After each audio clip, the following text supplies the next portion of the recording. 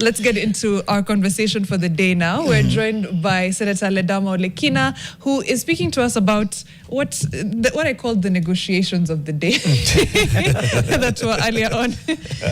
We talked about earlier on in the Daily Nation. Good morning, Senator. Good morning. How are you doing? It's good to have you. I'm good. Before we get into the business of the day, kama kawaida, Jana utatupea a quote, and you can tell us if the quote speaks to you.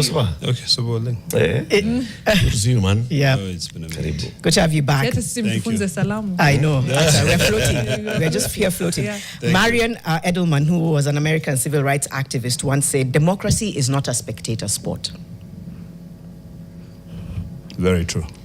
Yes. Are we spectators or participants? I think we have to participate and we have to be pragmatic. And I think that's one of the biggest challenges that we are now currently facing, even for us as a political party.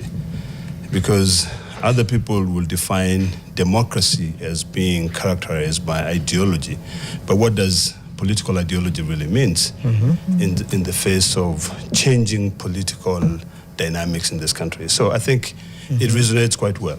And I think it comes in, 2 days after what was declared as an international day by, the fourth president of the United States, maybe the 22nd president of the United States, who declared, William Jefferson, who declared slavery as an illegality. Yes. So I think it resonates well with the time.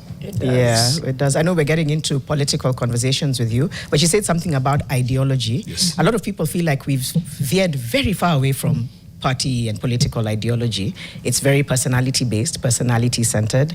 Do you agree? And do you think there's any hope of us going back to ideology over personality? I don't agree, because I think, and I'm quite happy to hear your quote, because what does political ideology really means, versus pragmatism? If you look at what we are facing currently with the ODM party, is an internal struggle between political ideology. And when you think about ODM, political ideology has always been in the opposition, social democrats, people who are always there to check the government. But I think for me, I come from the school of thought that believes that there's time to be pragmatic, to see what works and what does not work. And when sometimes you dwell so much on ideology, you end up suffocating yourself.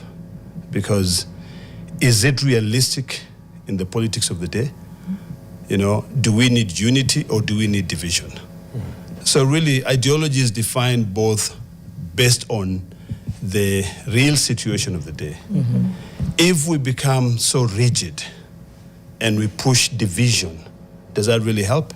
I'm a student of Raila Odinga's politics, and I believe that to be pragmatic is to unite the country, and that's where Raila left us. And that's why I'm having a big problem with sticking heavily on this cloud of political ideology.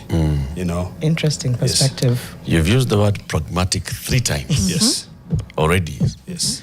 It sounds like that is what that is currently running in your mind. It is. What is this indeed. pragmatism? What is happening, what is working in the country at the moment. If I bring it into the local politics down, as a Maasai leader, or a person who has been elected by the Maasai people who to be part of the country, leadership, what is it that we are lacking and what are we getting? Currently, I'm quite happy to say that Narok County is going to, for the first time in history, have an international airport. And people thought that that's just a story, but that's the reality. It's actually happening. That's number one. The SGR is going to be passing through Narok. If I stick to the rigid political ideology that ODM is known for, are we going to be able to get that? Will I be fighting development to be able to stick to the point where I'm saying, no, this is what Baba stood for, this is what Baba stood for, and it's not true. You know, so really for me, I see what is working versus what is perceived to be the norm. You know, I meet so many people who tell me, you know, you guys have always stood for this, you've always stood for that. But if you interrogate that person, they have always been on the opposite. But they are now orphans, such that they want someone to be able to continue fighting for them to continue enjoying what I was not enjoying. You know, so it's really, I have to be, pragmatism and realism goes hand in hand. Because if I'm not realistic on what is happening today, you know, politically, economically, and you know, sometimes as a student of political science, you have to really ask yourself, the person that I'm following, or the person that I am perceived to be following, what is his political experience? You know, a lot of people talk about Rigiji as a politician, but realistically and pragmatically, how long has Rigiji been in politics? And the answer is only 7 years. You know, Rigiji was elected to Parliament the same time as I was elected in Parliament. You know, I've been now in politics more than he was, because he was only there for 7 years. He served 2017. Before that, he was a personal assistant to Uhuru Kenyatta. You know, so the truth is, and if you compare with Raila Amolo Odinga, who was in politics for decades, if you compare with William Ruto, who has been in politics for decades, then you see the experiences, you know, that guide when it comes to the issue of leadership. So, Ledama, am I hearing you to say that you've scanned around and you've seen that William Ruto is delivering, and so your pragmatism is, I ought to support William Ruto because he's delivering? So basically, it's like you're saying, I credit Ruto for the airport that's coming up in Narok. I credit Ruto for what's happening to my community. They could not have happened were it not for William Ruto. Is that what you're saying? Yes, absolutely. And I'll tell you why. For many years, our people have been stigmatized, you know, in most cases, extreme measures, you know, and in terms of any form of development, isolated, you know, left behind. You know, we never had any form of development when it comes there. And today, if I sit down and have a serious economical development,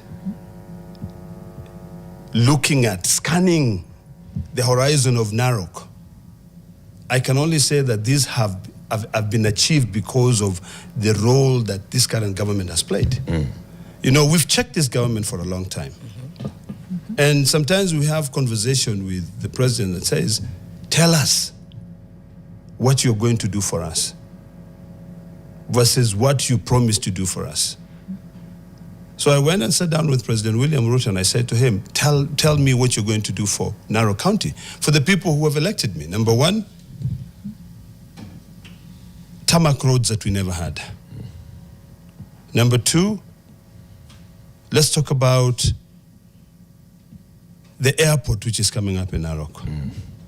And I can tell you right now, because I know there are so many naysayers out there, I made it my business to be able to supervise that airport. And currently, the runway is at 80%. Let me say 75% done. And that contractor is working 24/7 to be able to deliver that airport before the end of this financial year. So will I then be naive if I continue being rigid in what I define to be, this is what my party has always stood for? You know, this is what my party has always stood for. So I'm one of those people who say, having scanned the horizon and understanding what is happening, and mind you, let me tell you, you know, a lot of people sit in Nairobi, where is a city of, you know, development is coming to Nairobi. But let me shock you today. Narok County is one of the fastest growing economy in this country. And the way for you to tell is to see within the last 2-3 years, how many financial institutions have moved into Narok? How many fast food restaurants have moved into Narok? How many big supermarket chains have moved into Narok? We never had those many years ago. That tells you the business environment. Is this because of Ruto? Because of a good business environment that has been created. Because of opportunities which are out there. You know. Should we then redefine the work of representation in part for senators and for MPs as then cozying up to the president? Just remove... No, absolutely not. Absolutely not. It is not about cozying. It is about demanding, you know, what your people have sent you to do. If today I see my people have roads, and my people have asked me, please, make sure we have roads, make sure we have water. You know, I've come to believe that when we sit down and you lay out your demands and say, this is what I want for my people, this is what my people have sent me here for, and you divorce that from your own personal interest, then you will see development coming in. You will see your people doing well. You see, for me, I'll tell you something. You see, that's the job. That's the job. That is the job, exactly. And that's what I'm telling her. The people of Narok have sent you to get that job done. Yes, absolutely. Irrespective of whom they have put in State House. The people of Narok could have sent you to the Senate and sent William Ruto to State House. They expect you to check William Ruto. Now, it doesn't mean that when they sent you on an ODM ticket, you ought to then have decamped to William Ruto. No, I think you're trivializing the role of a member of parliament. No, we're not. I'll explain to you why. The question we are asking I'll explain to you why. Is you can't come and say that I was elected to oversight the executive. The executive is delivering. I really want to thank the executive. No, it is not about thanking. It's about making sure that you give credit to where credit is due. It is not about always being a critic. It is about being pragmatic and saying what is important. Is it division? Is it fight? Or is it unity? That is what Raila Amolo Odinga taught us. When we have a good environment, when you are all united, we can come in as a nation and discuss and say, one, and I'll give you real practical examples. In the last parliament, we fought.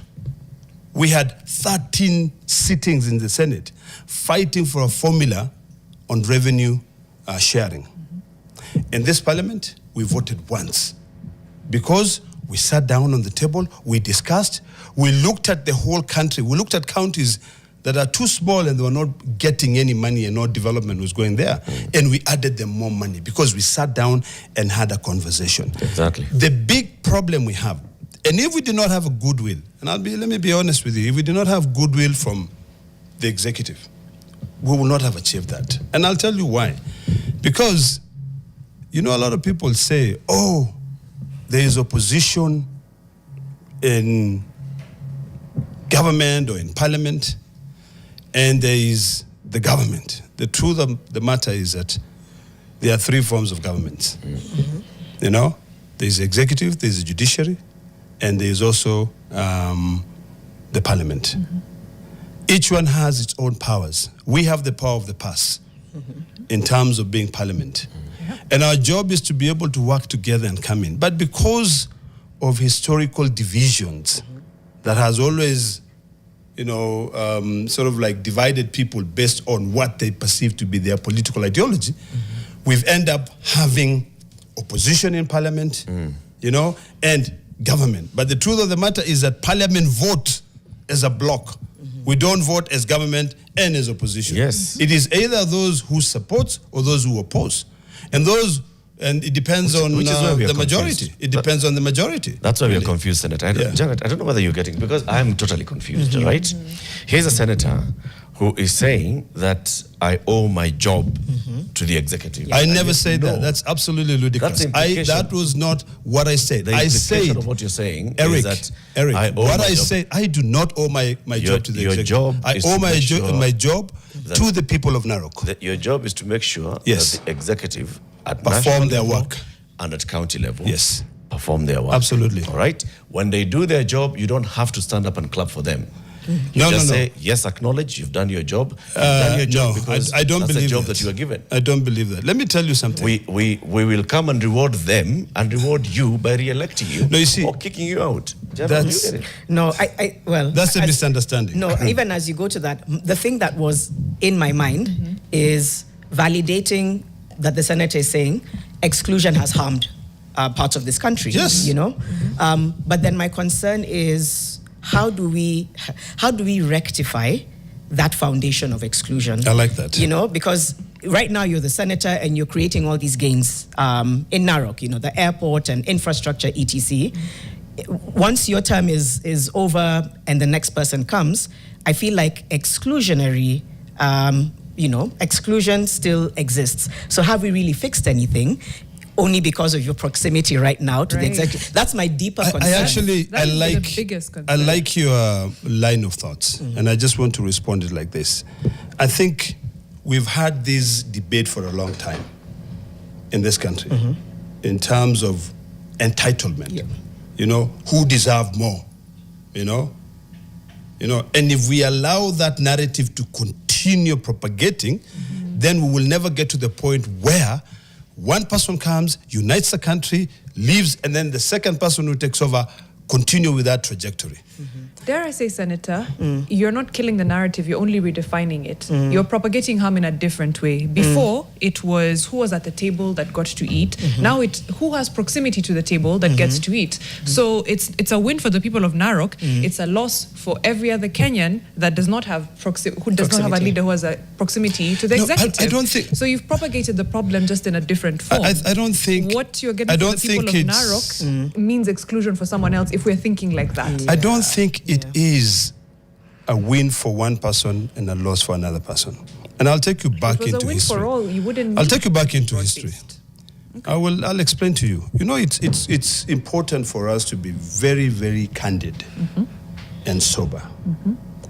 Because if you go back historically in this country, and I would want to invite you to be able to go back to the archives of history of pre-colonial and post-colonial Kenya. You know, when the British left, then there was a session paper number 10, which defined this country whereby you take development to where the railway line follows. Yeah. And realistically speaking, I will be very honest and tell you this. Counties in central Kenya developed. It's a fact. It's a fact, yeah. So let me go back. Let me finish because I like what you brought in on the table. Other counties, like counties in the north, counties in the rift, you know, were left wallowing in poverty, were left struggling. And that is the reason why the framers of the Constitution of Kenya came up with, they set up a small budget which they call the Equalization Fund, to be able to now assist these other counties that were left behind catch up with the rest. It's a reality, okay? It is not fiction, it is a reality. So the fact is, it is going to be a gain for some and a loss for others? No, it is going to be a gain for all of us. It is that we were put down, but now we have awoken. I always say this, and I want to repeat this. I always say that when the colonial masters left, those who took over from the colonial masters makes the colonial masters look more like philanthropists. Because what they ended up doing is amassing enough of wealth, you know, a lot of wealth. Go to Mount Kenya region, go to central Kenya.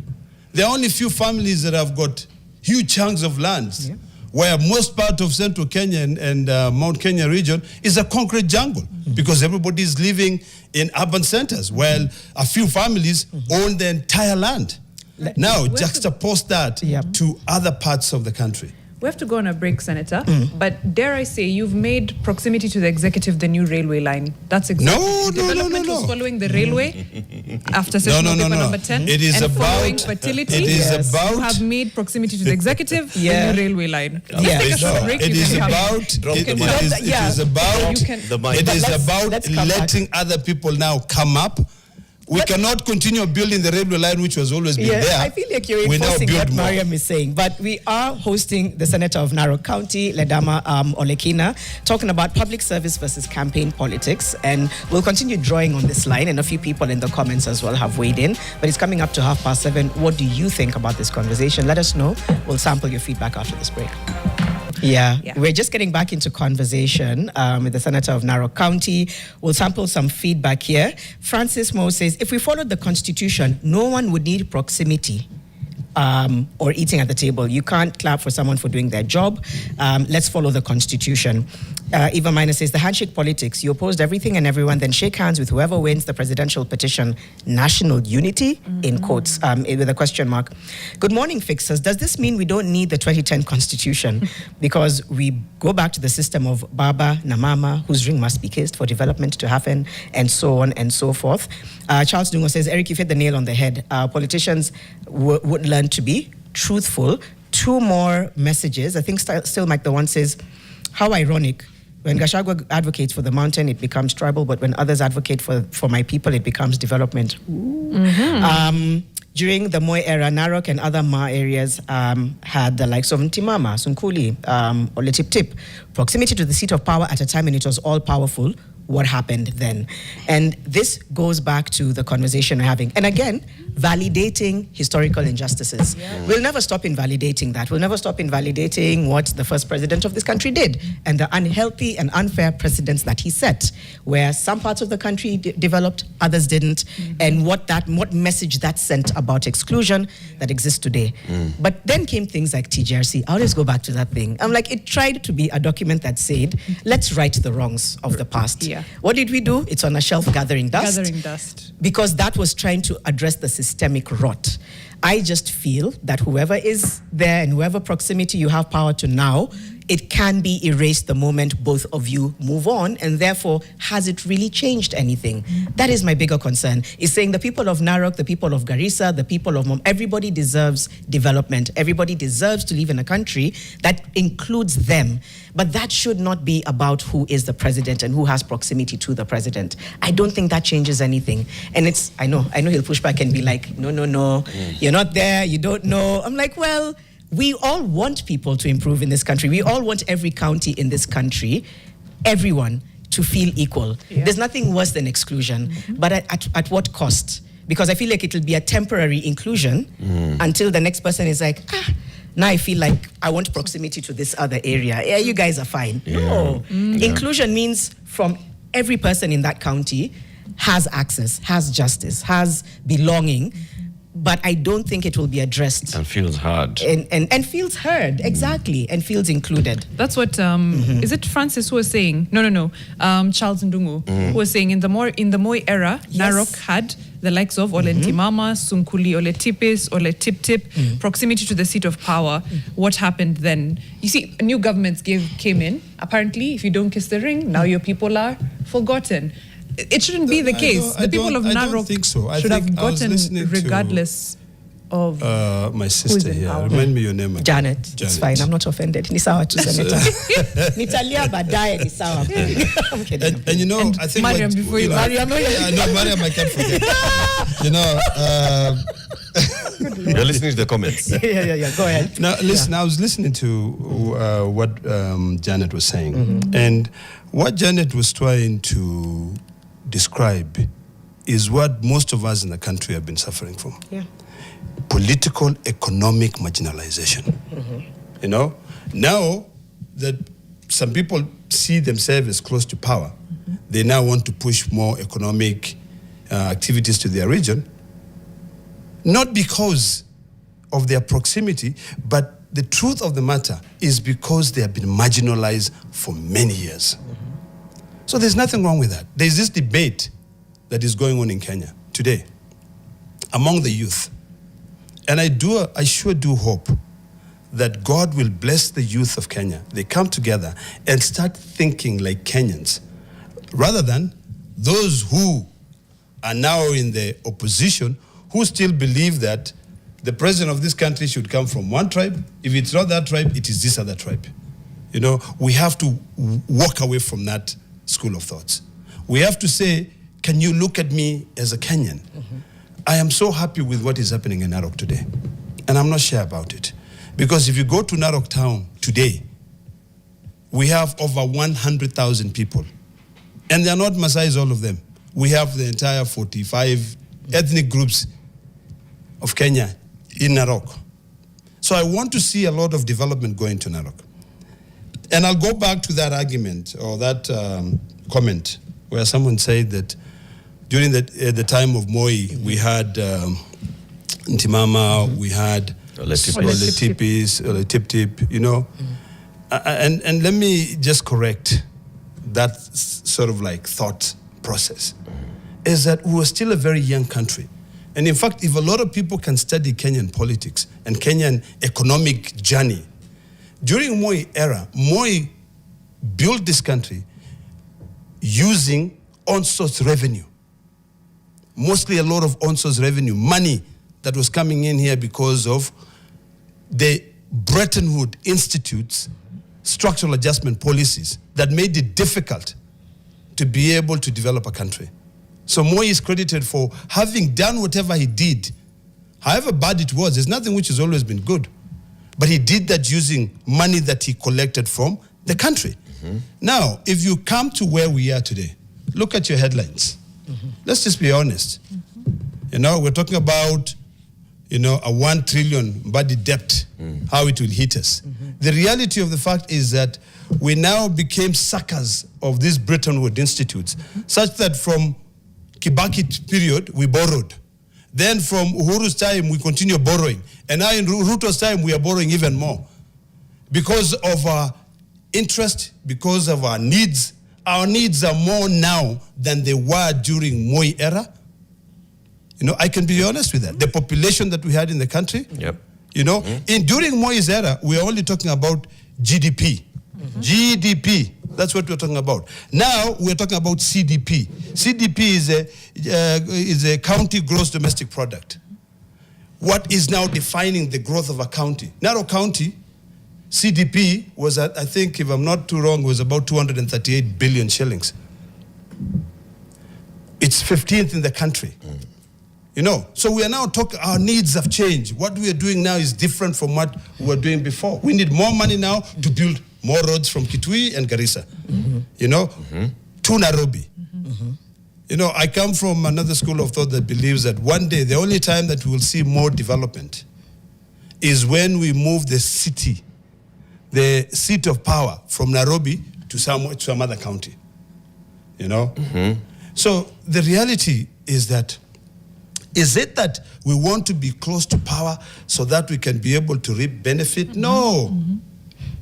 The truth of the matter is that we want to be close to power so that we can be able to highlight the challenges, the historical injustices, you know, the political, economic marginalization that have hit the countries for so long. Senator. There's no reason as to why, my dear Janet, you should have a road to your grandmother's house, which is tarmacked, paved. And I can't have a road even to Narok and I think town. we're all in agreement.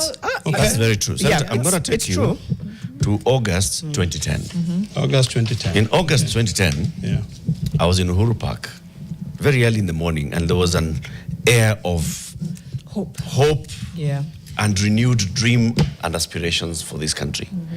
When that flag that is up at Uhuru Park, it never comes down, when it was hoisted, people shed tears because people believe that we have birthed and given ourselves a new state. That new state means that we don't have one center of power.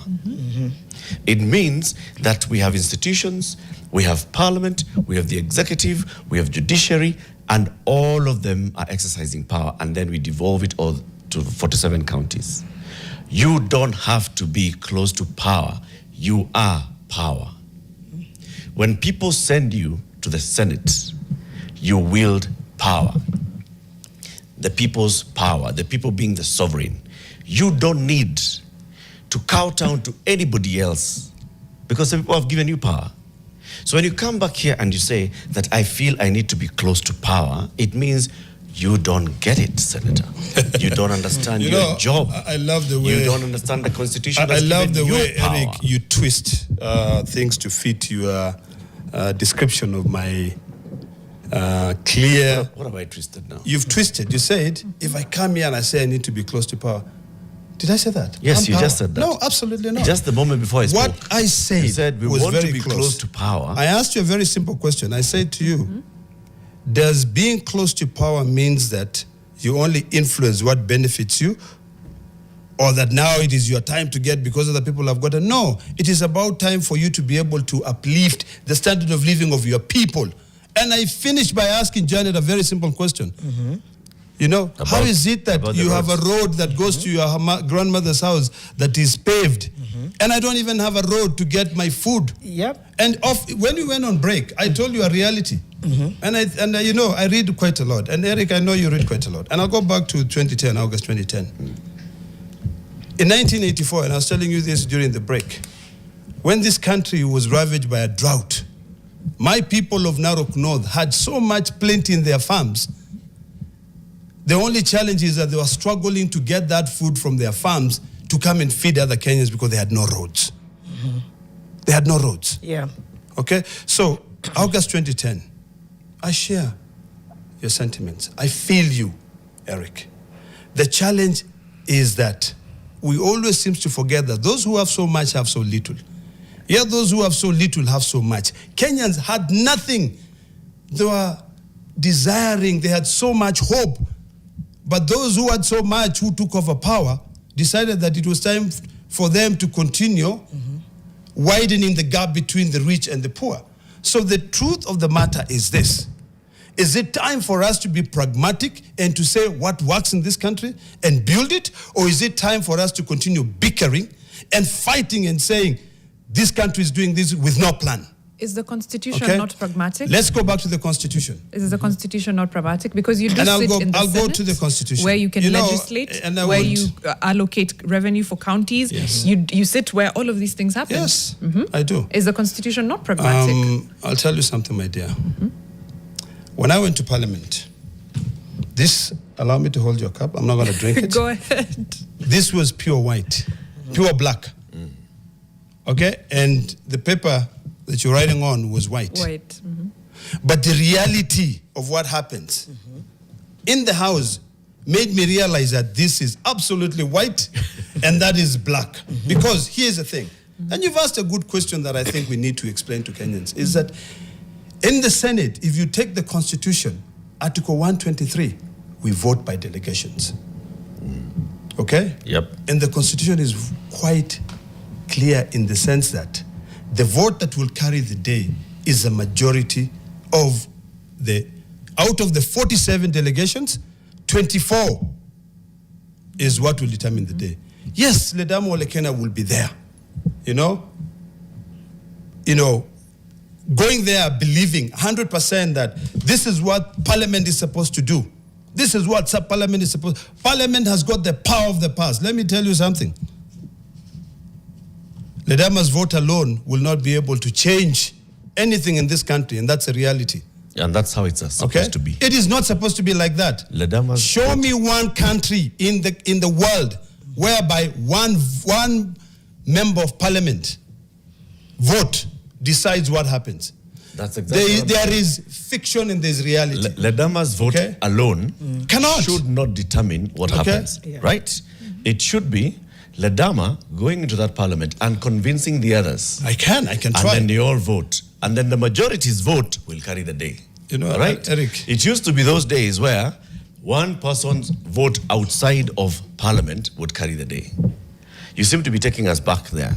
We're saying one person sitting in State House has a stronger vote than all delegations in the Senate. Can I be honest with you? 349 members. Can I tell you something which you will hate to hear from me? Please tell us. Yes, that one person sitting in the executive, one vote, which of course he doesn't vote, but that one person sitting in State House has power, than, and I'll be very honest with you, than a lot of politicians. Because when he sits there, he's been put there by the majority of votes in this country who think the way he thinks. Yeah. Okay? Today, that's the reason why we have the majority and the minority party. So let me push back here. one person sitting in State House today is wielding power that is more than the votes in Parliament. True. That Very true. is wrong. It is not wrong because That is not I'll explain why to you we- what it is that not. is not Let why- me explain to you. Let me tell you, Eric. Allow me just finish 20 this. seconds. Let me just finish this. That is not why we re-engineered our state with a new constitution. We re-engineered our state so that that one person does not wield all the power. No, I think you're a lot of twisting power it from him differently. Do you know and why? gave Do you know power why to the that people one person through their has? representatives? Do you know why that one person has a lot of power? Because he gets power from the people who belong to his political party. That's true. Okay, and now in the Senate we have UDA party, we have ODM. Historically, ODM ideologically has been known to be a social democratic party, one that always checks the government, one that always tries to position things in a different way. Listen, right now, the reality of the thing is that when the members of Parliament of UDA sit and decide that this is what we want to do, that's the reality. They don't only sit just because they're in Parliament and there is separation of powers. They don't just sit on their own, but they have to go and sit with that one person who sits in the executive to say, gentlemen, what did we promise Kenyans that we are going to do for them? We promised this and this and this and this. Okay, so if we promise them that, there's a piece of legislation which is coming. And I want to explain to you why I believe this piece of legislation will help us be able to deliver to these Kenyans. That person convinces his own party caucus, and they live there as one. Then they come now and convince us and tell us, gentlemen, we are the ones in power. This is what our manifesto said. We argue back and forth and say, this is not right for the country, this is bad for the country, you know? Yep. Ultimately, we make a decision. Yep. A decision which is clearly defined by the reality of the day, that the majority will always have their way and the minority will have their say. Yep. Very well Okay? put. So that's the reality. That's a very good picture that you've painted. However, the reality is that that one man in State House, whether it is the previous one controlling Jubilee or the current one controlling Kenya Kwanza, is actually controlling No. even the people who not. have been sent I by disagree. I citizens completely to disagree. Parliament. I completely disagree. Let me tell you. Do you know why We the people? Do you know why the three of you did not vote in Parliament? Senator, Why? in the last Parliament, I want to answer her. Do you know why the three of you do not vote in Parliament? in the Why? last, because We're we have not not been elected elected. No, representatives. because you sent me to vote for you. Exactly. So you gave me your power. So now the person who is you delegated it. Okay? Delegated. Yes. So the only time you can take away that power, and I welcome you to take it away. If you feel that I have not done what is supposed to be done, is At the August 27. If you feel like this government has wasted your time, this government has not delivered to you, vote that government out, put a government that you believe will be able to do help you. Three quick comments. Even before the comments, okay. I just want to respond to this. Okay, Senator, you're saying very, very good things, and you are painting the black cap as white. Okay, it's very good. The reality. It's very good. You know Yeah. that the last Parliament, this is the 13th Parliament, the 12th Parliament, when we're getting into the 13th Parliament, we talked about the 12th Parliament having been captured by the executive. There's been talk of the 13th Parliament having been captured by the executive. That's the reality. Capture means they don't have a brain. They left it somewhere. They go and they use the executive's brain in Parliament. Disagree. When just the other day, all data shows that after 5 years, the voter gets so annoyed with the person that they've sent to Parliament that over half of them are sent back home. Yep. Why? Because the people feel you do not represent me Adequately. adequately. You represent Now, the of course, there's another whole argument that I'll make about the voter. That's on another day. But the point here is, we have nincompoops in Parliament. And I'm sorry to use that term. I'll explain to you something. Who are One of the controlled things by that the executive. you seems to forget, or you intentionally forget, Yes. and you dupe the public out there because of the power of this mic, is that we have 2 houses of parliament. And I want to invite you to go back to the Hansard and to go back to the Constitution and our standing orders to be able to understand how votes are carried out in Parliament. Parliament is both the National Assembly and the Senate. But I can tell you this, when you ask people out there what Parliament is this, they will tell you it is the National Assembly. I don't vote for the budget. I'll tell you that. I participate in the budget making process. You know, I go through that whole process. You know, we've got committees. The power that I have in the Senate, and I want to tell you this, so that if this conversation we are having are conversations that are designed to be able to help the country, be able to leapfrog to where other countries, and I don't even know which example I can give you, because before I'll probably give you another country, but that country is moving more into totalitarianism than what we are. Is that in terms of the Constitution, let us look at the powers that the National Assembly has versus the powers that the Senate has. Because you sort of like generalize everything, and you come here and you castigate members of the Senate or members of Parliament in total, not knowing that there are certain powers that the Senate does not have, and there are certain powers that the National Assembly. Because actually, no, Eric said, which I agree with him. I agree with him because it's a perception. It's blanket to all. Okay, it's a blanket to all. The functions that you're supposed to be performing in the Senate are controlled from State House. No, I disagree. I disagree. Eric, I tell you, no.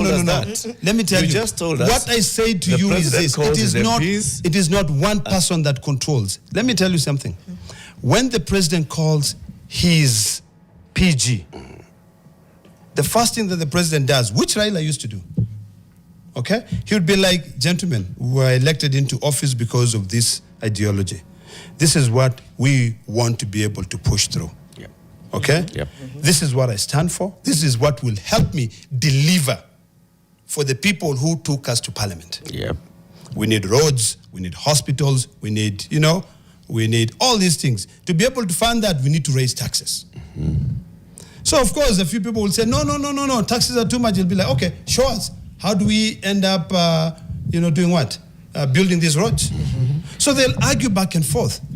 But because of the perception out there that the executive has so much power, of course, you will propagate that and tell people that it is State House that controls. No, State House does not control. I feel like people sit down. I don't think our microphones need to tell people. No, the reality is their that, lived reality every day. The reality is that you're so pissed off as a Kenyan because, one, the economy is not doing so well.